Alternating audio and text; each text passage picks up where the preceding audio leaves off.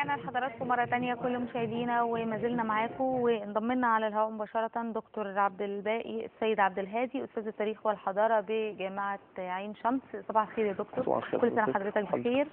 سعداء بوجودك معانا، ودايما حضرتك يعني لما بتكون معانا بتمتعنا بالتفاصيل الجميلة عن الحضارات العريقة اللي احنا يمكن ما تابعناهاش وما عرفناهاش. احنا يعني يمكن عايزين النهارده نعمل مطلب كده، مطلب اساسي. يمكن في الاخبار حضرتك سمعت في الاخبار، وكان اخر خبر معانا ان احنا لازم نبدا بنفسنا عشان نساعد الرئيس في تنفيذ مشروع ال100 يوم. راي حضرتك فيه ايه؟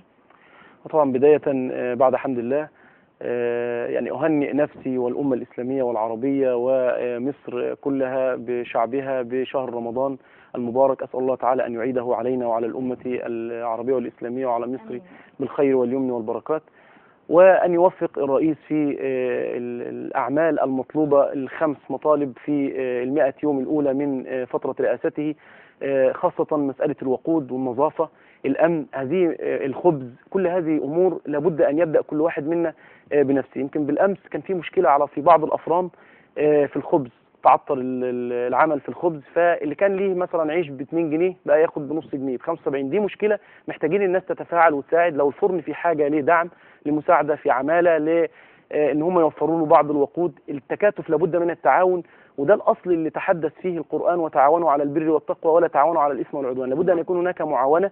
النظافة، انا لو مشيت في الشارع، يمكن احنا حتى في اتحاد الثورة المصرية، وانا عضو في المكتب السياسي لاتحاد الثورة المصرية، قمنا بحملة نظافة واشتغلنا في الشوارع. كنا بننزل مع الناس، مفيش حاجة اسمها استاذ جامعي ولا مهندس، ننزل نلم القمامة من الشارع، نشجع الشباب الصغير، ونشجع بعض الناس اللي لسه خارج يقول انا مهندس، انا خريج كليه هندسه، انا خريج كليه طب، فيعني الموضوع صعب شويه. لا، مفيش حاجه صعبه، لازم نبدا بنفسنا. عندنا الرسول كان هو الاسوه الحسنه لنا في كل حاجه، كان بيبدا يعمل كل حاجه. الاديان كلها علمتنا، بكل الانبياء والمرسلين، ان هم كانوا بيبداوا بنفسهم ويبداوا بالعمل ويشجعوا الابداع. لابد من بدايه ولابد من عمل. نقف. يمكن انا كان ليا بعض اصحابي واحنا ماشيين في التجمع الخامس. طب عفوا دكتور، معانا مداخله تليفونيه، المهندس عزت عبد الحميد خبير الارصاد الجويه هيكلمنا عن حاله الجو. صباح الخير يا باشمهندس. صباح الخير. صباح الخير يا باشمهندس عزت. يمكن احنا شايفين ان حاله الجو في تحسن مستمر، رغم ان احنا كان هناك توقعات قبل شهر رمضان ان درجه الحراره هتعلى، لكن الحمد لله ان الجو في تحسن، او حاله الجو في تحسن مستمر. يا ترى السبب بيرجع لايه؟ هو الحمد لله دلوقتي على اساس في بدايه شهر رمضان الموجه الحاره استمرت خلال الاسبوع الماضي، بدات في الانكسار، وانه الطقس دلوقتي صيفي مائل للحراره، رطب على السواحل الشماليه، وهو حار على الوجه البحري والقاهره، لكن هو شديد الحراره على باقي الانحاء في جنوب البلاد. نعم. نهارا هو ده الوضع بالنسبه لدرجه الحراره، لكن هو بيبقى معتدل ليلا، وفي فرصه لانه الشبوره المائيه تتكون في الصباح الباكر في بعض المناطق، خاصه في الوجه البحري وفي القاهره وبعض المناطق اللي هي قريبه من المجاري المائيه، لكن ده علينا ان احنا نخلي بالنا اثناء القياده بالنسبه للشبوره المائيه في المناطق دي. ولكن المبشر انه الموجه ابتدت تنحسر، ويمكن ده بركه شهر رمضان. نعم طبعا. وبعدين هو في فرصه لتكون السحب المنخفضه والمتوسطه على بعض السواحل الشماليه، وفي رياح، فده هيقلل الاحساس بنسبه الرطوبه، والرياح اغلبها شماليه غربيه، وهي خفيفه الى معتدله. نعم. دكتور عزت، يعني باشمهندس عزت عفوا، الفترة اللي جاية هيكون الجو برضو في نفس حالة التحسن دي، ولا التوقعات عكس كده؟ ان شاء الله، ان شاء الله. ويمكن هو الموجات الحارة يمكن احنا لاحظنا ان هي بتزداد الصيف ده، وده ناتج عن ظاهرة اللي هي بيسموها ظاهرة الاحتباس الحراري، وده ممكن هنلاقي فيه انه تواتر الموجات الحارة هيكثر، واعتقد ان المشكلة دي هي محل بحث وقرارات ينبغي التصدي ليها على المستوى العالمي، مش على مستوى وطن ولا على مستوى اقليم بالذات. نعم. باشمهندس عزت عبد الحميد خبير الارصاد الجوية، شكرا جزيلا لحضرتك، وكل سنة وحضرتك بخير. كل سنه وحضرتك طيب. وحضرتك طيب.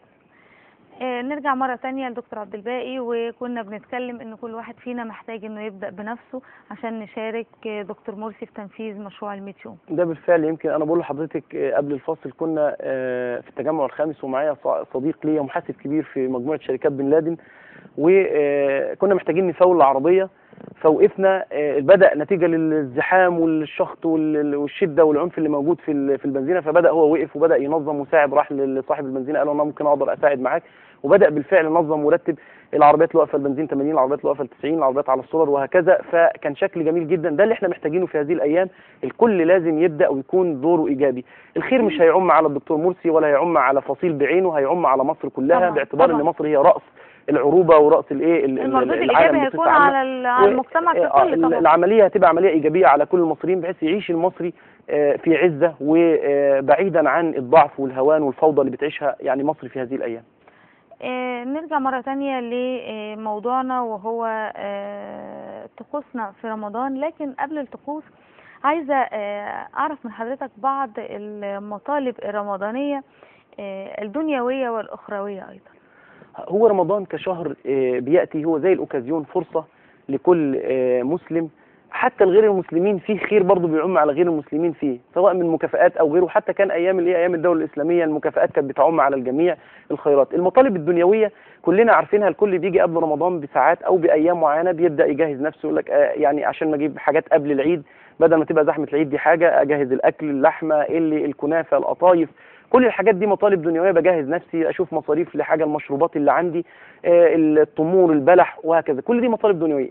في المقابل في عندي مطالب اخرويه بينشغل عنها الناس، حتى اوقات الفسح بنقعد نقسمها، وانا هخرج بالليل بعد الساعه 10 اصلي.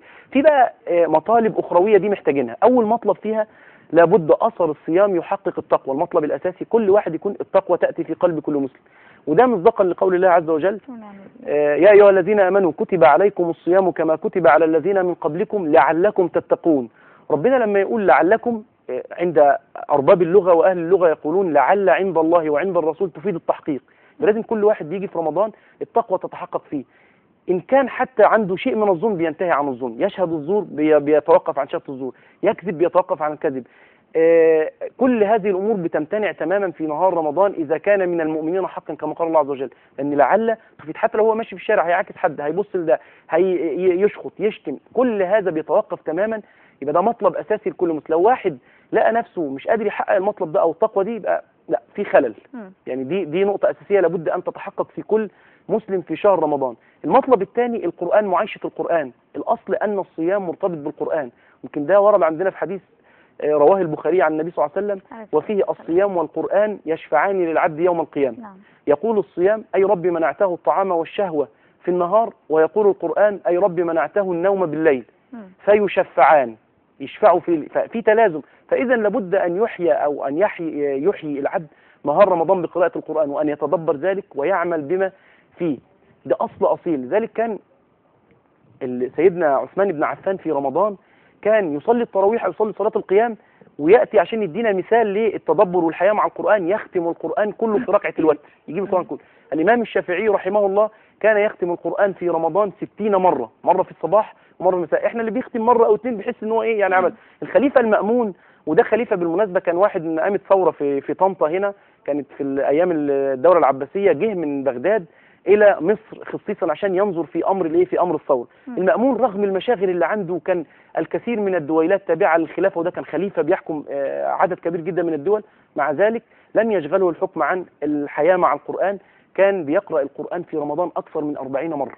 فدي أمور كلها، حتى الإمام مالك كان يتوقف، يترك الحديث وكتب الفقه ويقبل على القرآن. ده مطلب تاني، لابد أن يحيا العبد بالقرآن، سواء في قراءته في صلاة التراويح، قراءته في الصلوات، قراءته وتدبره في نهار رمضان.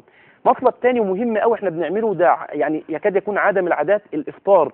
انت تدعو اصحابك واقاربك واهلك على مائده اللي هي بنسميها دلوقتي، عملوها يعني ايه، موائد الافطار. هي مش حاجه جديده، يعني هي من الطقوس، احياء من ضمن الطقوس اللي هنتكلم عنها بتفصيل. يمكن كان سيدنا عبد الله بن عمر رضي الله تعالى عنه وعن ابيه كان بيعمل مائده افطار يخليها بره البيت، دي للمره والابناء السبيل وللفقراء، ويحطوها قدام البيت، واهله وذويه يفطرهم في داخل في داخل البيت واصحابه.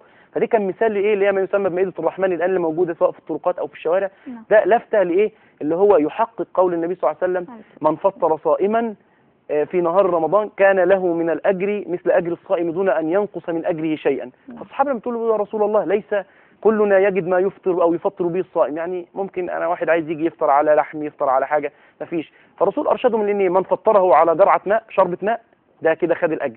من فطره على مسقة لبن خد الأجر، مجرد يشرب شربة لبن خد الأجر. من فطره على تمرة فقد حظى بالأجر. يعني مش شرط التغالي في عمل الولائم ولا العزايم، ليست شريطة. لذلك الناس الشباب الصغيرين اللي بنشوفهم والولاد والكبار اللي بيبقوا واقفين يوزعوا، ده يعني حاجة سعيدة جدا، بتسعد وشيء مفرح جدا على النفس، ويتنافسوا وعمال يحدث. واحيانا نمشي بالعربية يحدفوا لنا الاكياس في داخل العربية، كل ده من باب المنافسة عشان يحظى بالأجر ويبقى فطر الصائم وياخد مثل أجر الصائم دون أن ينقص أو ينقص من أجر الصائم شيئا. نعم.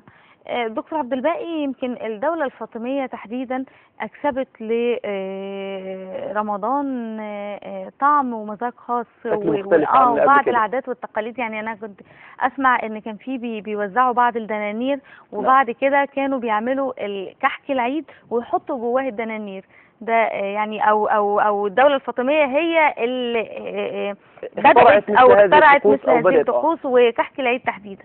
تمام. هو يمكن كان قبل الدولة الفاطمية هم عملوا برضو حاجة جديدة اللي هي مسألة رؤية الهلال. رؤية الهلال هو بطبيعة الحال أصل تشريعي قائم على حديث الرسول عليه الصلاة والسلام عن الطقس الأولاني اللي هو إن إحنا بنستقبل بيه رمضان، إحنا نستطلع الهلال قبل بداية الشهر، نستطلع نشوف هل هيبقى رمضان هيبقى موافق مثلا بعد اليوم التالي ليوم الاستطلاع، ولا هيبقى بعديه بيوم تاني.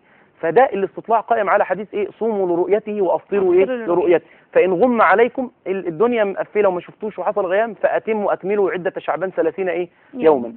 اللي حصل ان كان ده المعمول به من ايام الرسول عليه الصلاه والسلام وفي كل الولايات الدوله الاسلاميه في الشام والعراق ومصر ما بعد الرسول، وظل معمول به. وكان في مصر كان قاضي القضاه بيخرج بنفسه لاستطلاع الهلال. خرج بنفسه بعد ان وقع احد الاشخاص ارسل شخصين فلم يستدل على الهلال، فاضطر القاضي، كان عبد الله بن لهيعة، وده كان قاضي مصري، خرج بنفسه لاستطلاع الهلال. وكانوا بيعملوا دكة حاجة عالية كده على سفح جبل المقطم، ويبدأوا يطلعوا يرصدوا من خلاله الهلال. القاضي بيشوف ويخرج معاه مجموعة من الناس، وبعدين يرجع يقرأ تقرير اللي هو زي اللي بيعمله المفتي دلوقتي على الناس ان غدا مثلا هو المتمم او غدا هو اول ايام شهر رمضان، ويبدأ الاحتفالات والناس تهنئ بعضها ببعض. الدولة الفاطمية جت عملت تغيير.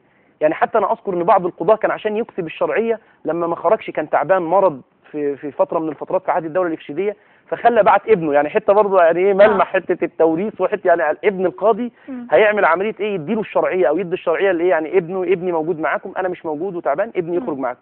الدولة الفاطمية لما جه المعز للدين الفاطمي وجه جوهر الصقلي دخلوا وبنوا الجامع الازهر والقاهرة الاعمال اللي قاموا بيها، منعوا ما يسمى باستطلاع الهلال. بيقول لك احنا عندنا حاجة اسمها الامام هو الذي يخبرنا. يعني الامام اللي هو الحاكم عندهم اللي هو المعز للدين الفاطمي ده كان اول من اتى الى مصر. يعني هم كانوا بياخدوا بكلام الامام. هو بقى اللي شاف يعني يقول بكره هو من دماغه يعني على طول يخرج يقول لهم. هم كان دايما الشهر عندهم 30 يخليه 30 او يخليه 29 على حسب قول الامام. ما فيش اللي هو الحاكم عندهم اللي هو المعز للدين الفاطمي الخليفه. ما عرفوش حاجه اسمها الهلال، حتى لدرجه ان احد القضاه واحد المفتين اللي موجودين رفض ان هو يكمل. يعني هو جه في العيد قال لهم خلاص بكره العيد، فما كان 29 وكان المفروض المتمم على حسب القاضي لم يرى الهلال. فصام القاضي فعني في القاضي وعني في المفتين، ازاي ان انت ما تسمعش كلامي. وبداوا بقى في طقوس اللي هو خلاص ما بقاش فيه هلال طيله الفتره. الدوله الفاطميه بدات فيها من 358 هجريه ل 567 هجريه، نهوا تماما على عمليه استطلاع الهلال. يعني تقريبا وقفوا عمل حديث، وقفوا عمل او يعني استطلاع الهلال. وهم كان كل ده بيرجع للقاضي او للخليفه بتاعه للخليفه. يخرج، والخليفه كان بيخرج من القصر، كان ليه طقس معين، يخرج يدخل على المكان الخاص بالزي او لبس، يلبس الزي اللي هو مزركش بالذهب وبالفضه ويبدا يخرج يركب على الدابه بتاعته، ومن حوله القضاه والمفتين واكابر العلماء والناس من حوله، وينصر عليهم المال، يبدا يوزع. ثم يخرج فيقرا التقرير، برضه التقرير ان هو خلاص انا بعلن ان بكره رمضان او بكره مش رمضان، وهكذا برضه بنفس النظام بالنسبه للعيد. وبعد ذلك يعود يرجع الى القصر فيدخل المكان الخاص باللبس، فيخلع لبسه ويلبس الملابس اللي يجلس بها بين الناس، ويبداوا يوزعوا الحلوى. وفي داخل الحلوى كان بيبعت للعلماء والقضاء سره فيها اللي هي بنسميها كيس الذهب، يحط في وسط الايه، في وسط الحلوى اللي موجوده كيس من ايه الذهب ويرسله للعلماء وللقضاه وللايه وللفقهاء. طب اسمح لنا هنتوقف عند الجزئيه دي دكتور عبد الباقي، وهنطلع لفاصل مع كل مشاهدينا، وبعد الفاصل هنكمل بعض الطقوس في الدوله الفاطميه في شهر رمضان المبارك. خلي حضراتكم معنا.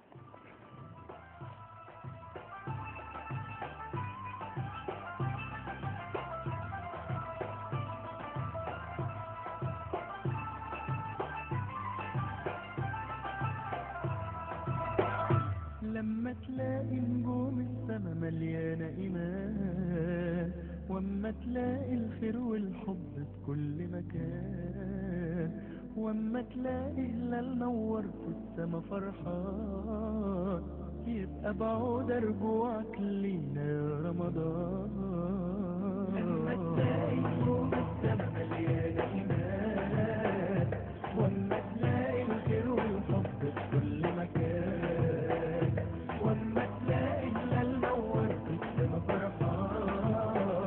يبقى بعود رجوعك لينا يا رمضان. يا حلوة يا الفرحانة بالفوانيس، وحاوية وحاوي مسحرة فيا وناس فيك، والكل اتجمعوا تراويحك يركعوا، في المغرب يفطروا على الأذان.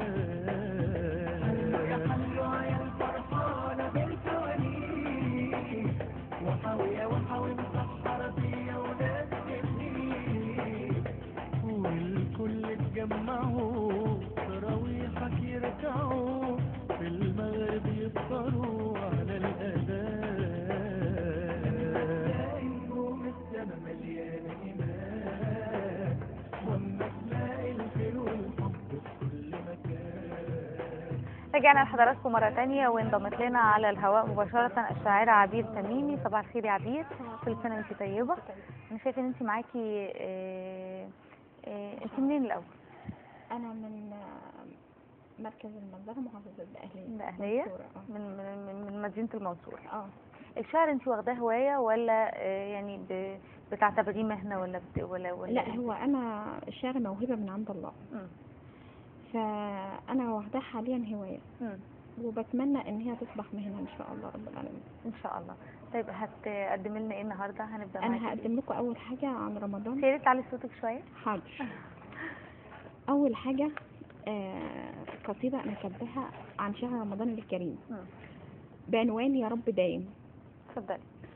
يا رب دايم علينا، دايم يهل بفرحة ونور ونسايم، ومسحراتي يقول وينادي ومصحى يا نايم، بسم الله تزود واشرب مية، واحمد ربك وادعي في ساعة فجرية، ده كله رحمة، ذنوب رايحة وحسنات جاية.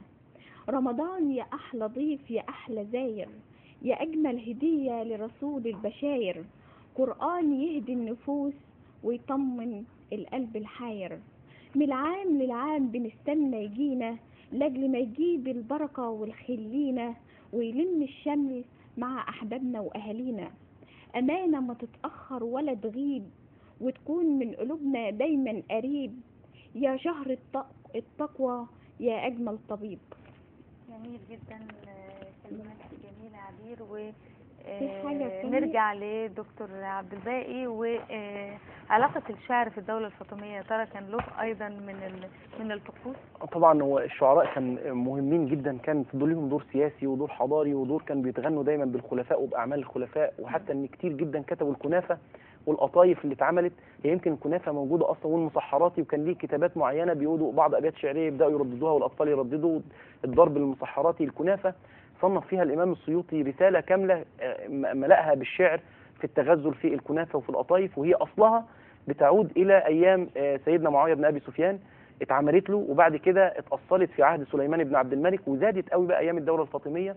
وكانوا دايما يهتموا بالايه الكنافه، ويحطوا بعض الايه برضو الدنانير كده كاكلات، ويحطوا في وسط الاكل حاجه الدينار يكتبوا عليه كل واشكر، فكان دي حاجه لافته ان هو الحاجه اللي بيبعتها الخليفه لعالم من العلماء. دي بقت اكله بعد كده او نوع من الحلوى تقريبا؟ كان نوع من الحلوى هم كانوا بيحطوه حتى ان بعض الحلوى ولا زال ولا زالت موجوده طقس من ضمن الطقوس اللي موجوده، حتى ان هم كانوا بيوزعوا حتى برضو بعض الابقار وبعض اللحوم وبعض الدنانير عليهم. المسحراتي كان ليه دور كبير جدا، وكان بيخرج زي باحتفاليه يبدا ضرب على آلة معينه زي ما هو موجود في الشكل الحالي او في التوقيت الحالي، يلف على البيوت ويمر على البيوت لايقاظ الناس اللي يبدا يقوم يتهجد ويصلي القيام، واللي يبدا للسحور، فتره السحور قبل صلاه الفجر. ايام الدوله المملوكيه انتقلت نفس الطقوس الدوله الايوبيه والدوله المملوكيه، لكن غيروا حاجه بقى. خلاص الهلال اللي كان الخليفه في ايام الدوله الفاطميه هو اللي بيقول لهم مفيش حاجه اسمها هلال، هو الامام يقول لهم خلاص هنا هنبدا نصوم، هنا هنتوقف الصوم، لا رجعوا تاني باعتبار ان الدوله الايوبيه دوله سنيه احياها صلاح الدين او بدات على يد صلاح الدين الايوبي، واسقط الدوله الفاطميه تماما وكل شعائرها وكل طقوسها. وكان برضه خبير جدا لما جه يسقط خد حاجه اسمها بالتدريج، يعني بدا الاول في جامع عمرو بن العاص، بدا يختبر يشوف لما يدعو للخليفه السني اللي هو العباسي هل ده هيأثر والناس هتبدا تعترض ويقول لك لا نرجع للفاطميه ولا لا ما فيش مشكله. فلذلك ابن الاثير عبر عن ده وسقطت الخلافه الفاطميه دون ان ينتطح فيها عنزان، مفيش حصل اي مشاكل. بدا اعاد الطقوس بتاعه رمضان وبدا بالهلال، لازم في حاجه اسمها استطلاع الهلال يا جماعه الاول عندنا عملا بالحديث صوموا لرؤيتي وافطروا لرؤيتي. وبدا بقى برضو ايام المماليك زودوا جدا لدرجه ان السلطان برقوق كان مخصص في رمضان كان بيذبح يوميا 25 بقره يفرقهم على الفقراء وعلى دي كانت من ضمن الطقوس عاده. هو اختار رقم معين ان هو عنده عدد معين من الابقار، فحدد كل يوم معين، مثلا شاف هيذبح عدد معين 25 في ال30 حد معين، وبناء عليه قال خلاص يبقى كل يوم اذبح 25 بقره افرقهم اوزعهم على الفقراء وعلى المساكين. وكان بيعطي للعلماء، زي العلماء كان حالهم ما كانش ميسور قوي زي العصر الحالي، كان بيعطيهم الدراهم والدنانير والزيت والسكر اللي يقوم بيهم في طيله شهر رمضان. وكان في حاجه جميله جدا كمان ان كان ايام الفاطميين وما بعد الفاطميين تغيير الاناديل بتاعه المساجد، يعني المصابيح نفسها كان ده خلال شهر رمضان. خلال شهر رمضان يجيبوا سجاجيد 10 طبقات، دي حاجه طبعا 10 طبقات. يعني ايام الحاكم بامر الله الفاطمي ده كانت في الدوله الفاطميه واستمرت بعد كده، فكان يجيب سجاده 1 2 3 10 طبقات تبدا تفرش في المساجد. وكل مسجد خصوصا مسجد عمرو بن العاص كان 700 قنديل بيتغيروا ويبدا للاناره، ويبداوا برضه يجهزوا المكان وتنظيف المكان وتنظيف المسجد. بعد ان ينتهي شهر رمضان يتم ازاله الاناديل وتعود لمكان او غرفه او حجره مخصصه في داخل المسجد، والسجاجيد ايضا يتم ازالتها. ودي كانت عادات استمرت بعد كده اللي هو الاهتمام والتنظيف في عهد المماليك. حتى كان في عهد السلطان حسين كامل في العصر الحديث برضه عمليه الاحتفاليه كانت بتوزع السلطانه ملك اللي هي زوجة السلطان حسين كامل، كانت بتخرج بالفستان بتاعها طويل كده وابيض، والاطفال يخرجوا وراها يقبلوا، اللي يقبل الفستان تديله صره كده فيها 3 أو 4 هو ريالات بالعمله، كان ريال زي المليم قديما، وتبدا تديله صوره صغيره فيها كده وهكذا. ده كان حال من الاحتفالات والمسحرات برضه يبدا يضرب من بين الطقوس اللي كانت موجوده. نرجع مره ثانيه للشاعره عبير تميم، وانت قلتي لي انك من مدينه المنزله محافظه الدقهليه. يا ترى المنزله فيها طقوس في شهر رمضان مختلفه عن اي مكان اخر في المحافظه؟ لا هي ما تختلفش كتير عن اي مكان.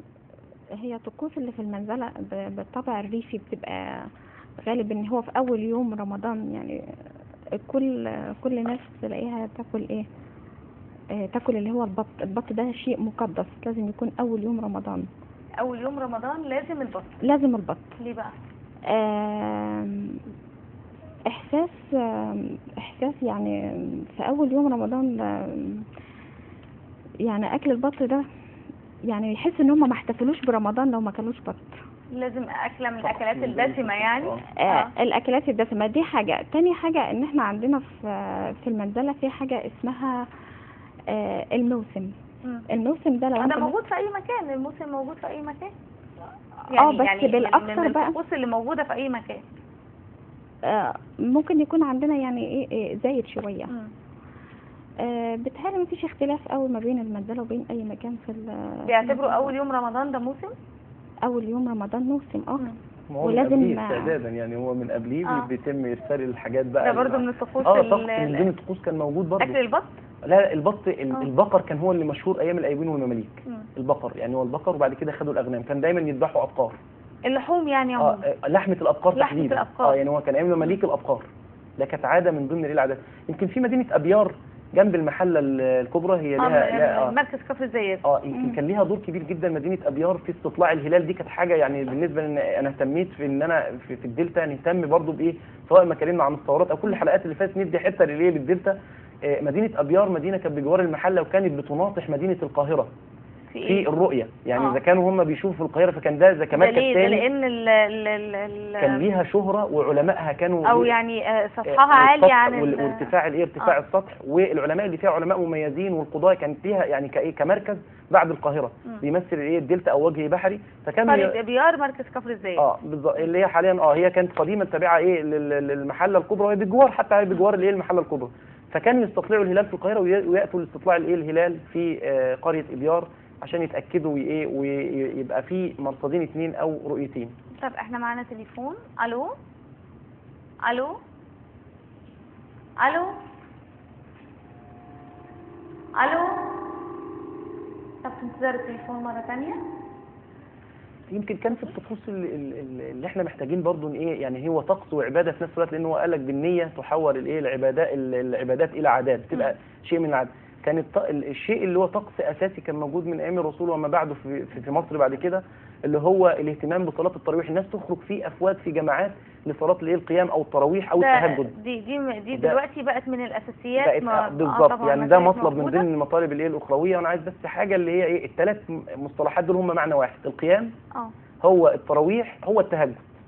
يعني التهجد الثلاثه دول معنى واحد. القيام اللي هو صلاه القيام هي التراويح، هي صلاه التهجد. سمت قيام لان الناس بتقوم لله رب العالمين. نعم. وكان الرسول بيصلي حتى تتورم قدماه. التراويح لان كان في جلسه كده الرسول بيقعدها يروح فيها ما بين الاربع، يصلي 2 و2 وبعدين راحه، بعد كده 2 و2 وبعد كده الوتر. التهجد هي لهجه حبشيه وقيل اراميه اللي هي القيام بالليل. هم الثلاثه دي حاجه بس لفته عشان برضو هي من ضمن العادات. يقول لك انا بصلي القيام ولا بصلي التراويح، بعدين هقوم بقى اتهجد. هم الثلاثه بمعنى واحد، صليت في اول الليل زي صليت في اخر الليل. نعم. ونسال الله تعالى القبول وان ييسر لنا الاحوال. امين يا رب. وياخذ بايدينا اليه. نرجع مره ثانيه استاذ عبير، ويا ريت عايزين نسمع منك حاجه دلوقتي. انا في حاجه كاتباها في وصف مصر اسمها احتاروا في خفه دمي. العالم كله احتاروا في خفه دمي وسحر عيوني، سالوني انت مين ومين تكوني، قلت انا الابتسامه، انا الضحكه، انا الفرحه، انا عروسه متزوقه ولابسه الطرحه، شعري طويل ملون بلون الليل، بسحر الحضاره بنبع الاصاله بجمال النيل، انا سومه والمنديل، انا انيس ونجيب، انا النقشبندي اللي تجلى بمدح الحبيب، انا حليم اللي هز القلوب بصوته الحاير، اللي غنى للعيون الجريئه والشعر الطاير، انا الابنودي اللي وصف في التراب والميه والطين وكتب عن بهيه وعن قش الرز وعن ياسين، انا احمد، انا جرجس، انا عيشه ونرمين، انا الصمود، انا الشموخ وولادي مصريين، خطبوني 3 من العرسان، ما انا اصل عجبه كل الجدعان، الاول علاني وعززني وبتاج الحريه لبسني، ما هو اصله عاشق لتراب وطيني، روحه يضحي بيها ويفديني، اما التاني فكان عارف مدى حبي للاولاني، احتار واحتار يعمل ايه لاجلي وعشاني، لكنه ملحقش يعشقني، روحه راحت فدايه، بس كان له نايم فضل يجري ويلهث ورايا لحد ما خدني ومن كل شيء جربني، بكيت من القهر نزلت دموعي ما رحمنيش، ولا جاني في يوم وقال لي ما تبكيش، لكن ولادي قالوا لي دمعي غالي ما تبكي، صرخوا في وشه وشالوه من على عرشي. شكرا. ده احنا معانا مداخله تليفونيه وارجع اعلق تعليق على كلامك. الو الو. عليكم السلام. عليكم السلام ورحمه الله وبركاته. اتفضل. كل سنه وانت بخير. وحضرتك طيب، نتعرف بيك؟ مع حضرتك ابو علاء من السعوديه. اهلا بيك، اتفضل يا فندم. الله يخليك، صح لسانك يا استاذ عبير، يعني الجميل ده كتر خير. شكرا يا فندم. انا يعني مداخله بسيطه بالنسبه لشهر رمضان. اتفضل يا فندم. احنا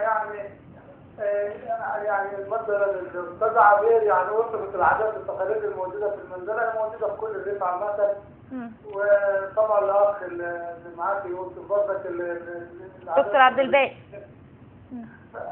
انا عايز اقول يعني احنا بشكل عام يعني بدا يعني مع الزمن ومع زحمه الزمن ان بدات العادات والتقاليد الحسنه اللي نعرفها عن شهر رمضان المبارك انها بتتنفذ. اللي بقينا من عادات وتقاليد شهر رمضان الاول صلاه التراويح دي مش عاده وتقليد. احنا مسامعين صوت حضرتك كويس يا ابو علاء، يا ريت تحاول اتصال بينا مره ثانيه، وشكرا لاتصال حضرتك. نرجع مره ثانيه ل دكتور عبد الباقي. عبير كانت بتتكلم كلمات جميله جدا. يا ترى عبير كنت بتقصدي ثوره يناير واللي حصل فيها، بالتالي دول ولادها اللي قالوا لها ما تعيطيش وما تبكيش؟ ده قصدك؟ اكيد، لان انا بوصف نفسي من وصف مصر، فانا بمثل مصر طبعا. فالانين اللي بيصيب بلدي فاكيد بيصيبني، اكيد بيأثر عليك. فانا لما اتكلمت عن نفسي، يعني قلت انا كذا وانا كذا وانا كذا. طبعا انا ربطت الدين بالسياسه بالفن عشان اوصل اللي هو الكيان العظيم اللي هو ثوره 25 كلنا مصريين. تعليق حضرتك دكتور عبد الباقي على القصيده والشعر رائع جدا، وهو يعني ايه في تلقائيه وشغال بالبديهه وبالسليقه، يعني هو جاي ببديهه وبسليقه كده وفي تلقائيه، فهو كلماته فعلا بتاخذ بمجامع القلوب وليها التاثير، يعني هو بسيط ومؤثر في نفس الوقت. ولفت نظري وهي الاخت عبير بتتكلم في القصيده دلوقتي احمد وجرجس وكذا وكذا، المنظومه المتكامله بتاع المجتمع المصري او حتى المجتمع المصري بصفه عامه، هو ده المنظومه متكامله. ان نابليون بونابرت لما كان في الطقوس، لما كان بيجي رمضان وهو كان غير مسلم، فكان يطلع قرار لغير المسلمين يقول لهم دلوقتي لا تخرجوا على المسلمين في نهار رمضان فتؤذوهم بالطعام والشراب والمأكولات وشرب كذا وكذا. فدي منظومه ان فيها وده كيان، حتى حاكم كان دخيل ومحتل ومغتصب، لكن لا، الشعب المصري ما ينفعش معاه ما يؤذيه، ما ينفعش معاه الحاجه اللي ممكن تخليه يتفرق او ايه. يعني دي لفته كانت من نابليون طلعها، ان ما تخرجوش ولا تؤذوا الطقوس، وكان بيخرج مع الناس ومع القضاة يشوف الطقوس ويشوف ده من باب التقرب للشعب، لان لقى ان الشعب فعلا ما ينفعش معاه ان انا اكون معزول وموجود في برج عاجي زي ما كان عمل الاتراك قبل كده، لا انا لازم اكون في وسطكم. وحاول مرارا وتكرارا لدرجه ان مينو او جات مينو بعد كده لما احب زبيده وكذا، ومن خلال الشعب المصري بدا اعلن اسلامه وقال انا بتقرب للشعب، يعني ده شاف ان دي حاجه من نوع التقرب الشعبي. ودي المنظومه اللي عايشها الشعب المصري، وده الشعر اللي عبر، يعني الشعر الاخت عبير اللي عبرت فيه عن منظومه متكامله، وده اللي لقيناه في ثوره 25 يناير. القسيس واقف جنب الشيخ، الصليب مرفوع جنب المصحف. دي منظومه منظومه متكامله بتجسد الحاله المتكامله والوحده، واللي حصل في ثوره 19. يعني غالب ثورات مصر، طبيعه مصر طبيعه طبعا مختلفة تماما عن أي طبيعة. يمكن سوريا لو شفنا الحال، العلويين كشيعة بيعملوا كذا وهم اللي ماسكين الحكم، والسنة فيهم كذا. احنا ما عندناش، احنا عندنا دينين، مسلم ومسيحي، لكن الاثنين الأمر فيهم بيتعاملوا بما تقتضيه روح الأديان، وبما يقتضيه الدين الإسلامي والدين المسيحي، وفي ألفة ومحبة بين الاثنين بما يعني يؤثروا الدين، سواء نسيج لوطن واحد الحقيقة، نسيج واحد. ما عرفناش الفرقة لدرجة ان انجلترا لما حبت تفرق ايام ثوره 19 ده في اقليه مضطهده المسيحيين وفي المسلمين كذا، لا خرجوا الاثنين، بقى الشيخ يخطب في الكنيسه وده امر والقسيس بيخطب في في المسجد. يمكن احنا حتى واحنا شغالين في مرحله الماجستير والدكتوراه بنجمع ماده علميه، دخلنا دير الدومينيكان ودير الفرنسيسكان، وكنا بنجد منهم السجاجيد حاطينها لنا مخصصه في مكان مخصص في كنتوا بتلاقوا الترحاب والقبول، يعني وقبول يجي علينا وقت الظهر نلاقي السجاجيد هم اللي جايبينها، الدير جايبوا على نفرد السجاده ونصلي 2 3 4 5. لما العدد زاد قالوا لنا بقى ممكن بعد ذلك عشان العدد كده زاد المكان مش هيقضيكم، تفضلوا في المسجد في الخارج. ففي روح كانت موجوده، ودي حاجه يعني عايشه في ذاكرته، وده التعامل الاصيل، وده الدعوه الاصيله اللي بيها لو مشينا بيها بكلام الرسول في اخر ايامه يعني احفظوني في اهل ذمتي. نعم. ان احنا نتعامل مع غير المسلم المعامله الطبيعيه، له حقوق كامله لابد ان يحصل عليها كما اشار الاسلام وكما اشارت الشريعه الغراء. نعم. دكتور عبد الباقي، رمضان في الحضارات ما قبل الاسلام، يعني كنا محتاجين نلقي الضوء عليها، لكن احنا نظرا لضيق وقت حلقتنا هيكون لينا ان شاء الله لقاء اخر مع حضرتك في الفترة اللي جاية، ونكمل كل الموضوعات اللي معانا عن رمضان وعن الحضارات القديمة وكيف كانت تتعامل مع الأشهر الحرم تحديدا. هي بس حاجة بسيطة قبل، يعني في أقل من دقيقة. هو رمضان بطبيعة الحال، اسم رمضان هو اسم من الشهور اللي العرب سميته رمضان من الرمضاء، من الحرارة. ورمضان بيتقلب، انتوا عارفين في السنة القمرية او اللي هي السنه الهجريه بتيجي في رمضان بيجي شويه في الصيف، دلوقتي احنا في الصيف، بعد كده كان بيجي في الشتاء. ايام الشتاء كانوا مسمينه نائل، نائل ده اللي هو حاجه من ايه، انه بياخذوا الماء من بئر معين ويزرعوا يعني ايه، ان هو في الشتاء الجو كويس وجو جميل. فكان رمضان عند العرب له مسميين اثنين، اللي هو رمضان من الرمضاء من الحراره القاسيه اللي كانت في الجزيره العربيه، ونائل في الشتاء. وكانوا طبعا بعض الحنفاء اللي هو تحنفوا على دين سيدنا ابراهيم بيصوم طبعا ايه بعض ايام، ويمكن القران اشار ايه ان يعني ايه كتب عليكم الصيام كما كتب على الذين من قبلكم ايه لعلكم تتقون. فكان في صيام قبلنا موجود ايام معينه وعده عده ايام معينين كانوا بيصوموهم، وكانوا بيتعبدوا، بعضهم كان بيتعبد في غار حراء اللي كان بيتعبد فيه الرسول صلى الله عليه وسلم. يعني ده توضيح، وبعد كده ان شاء الله نفصل في حلقه ان شاء قادمه. الله. شكرا جزيلا دكتور عبد الباقي. عبير انا بشكرك، وعايزين نختم معاكي على يعني مجموعه من الكلمات الشعريه اللي انت كاتباها. حاضر. هو في حاجه انا كتبتها يعني مدى حب الفلاح لارضه، يعني قصيده تسمى بالزجل. عم اسماعيل ومراته تهاني قاعدين على جسر اليم التاني، بيقول لها يا تهاني الشقة دوب لك عاني، الدين سود وشي وتطالي راسي، وانا ما حيلتي غير دراعي وفاسي وجلبية وبلغة وريتهم على مقاسي، بعت القراطين لاجل ما سد الدين، وعقد الرهنية حدا العمدة ياسين عطاني مهلة لمدة شهرين، وقال لي يا اسماعيل خليك راجل، يما تسدد يما تتنازل. صرخت وقلت ده مش حقي ده باطل، قال لي ارضك مانعة وحايشة، الدودة جواها ساكنة وعايشة، احلامك بيها احلام طيشة، شوف لك مهنة اعملها واتقنها، والارض دي سيبك منها وده عقد تنازل عنها. افتكرت ايام شبابي وانا بتدلع، والصبايا في حلاوتي بتطلع، والقطن اللي كان منور بنوري ومولع، والصوامع مليانة طحين ودقيق، فضيت وصبحت في بحر الدين غريق، وجوفي فاضي ما بيبلع غير الريق. ما تقولي يا عمدة ايه سبب الخراب، يكونش الحداية والتعابين والغراب، اصلهم زيك انت وهم اصحاب، ده انا عاشق للطين والغيط، ومحلتي غير جوز قراريط، ونخلتين ونصيبهم بيت، انا من غير ارضي زي الموجوع اللي ملوش طبيب، انا من غير ارضي تايه وغريب، يتمنى الموت من كتر التعذيب، يتمنى الموت من كتر التعذيب.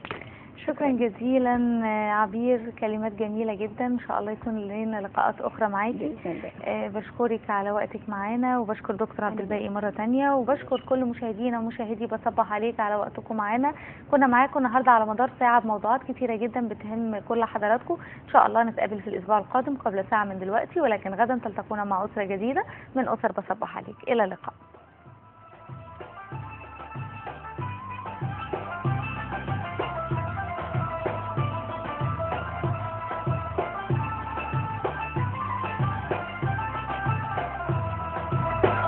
لما تلاقي نجوم السما مليانة إيمان، واما تلاقي الخير والحب في كل مكان، واما تلاقي هلال نور في السما فرحان، يبقى بعود رجوعك لينا يا رمضان.